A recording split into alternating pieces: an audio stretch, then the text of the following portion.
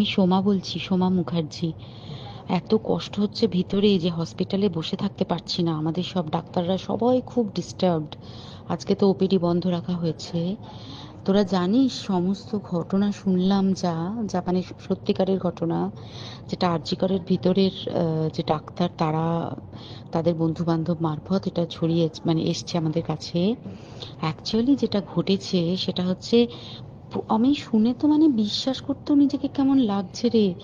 প্রত্যেকটা আমাদের ওয়েস্ট বেঙ্গলের প্রত্যেকটা মেডিকেল কলেজে, বিশেষ করে কলকাতার সরকারি মেডিকেল কলেজগুলোর প্রিন্সিপালরা, ডিপার্টমেন্টাল হেডরা, প্রিন্সিপালরা বিশেষ করে, তারা পাশ করানোর জন্য স্টুডেন্টদের কাছে রীতিমতো টাকা নেয়।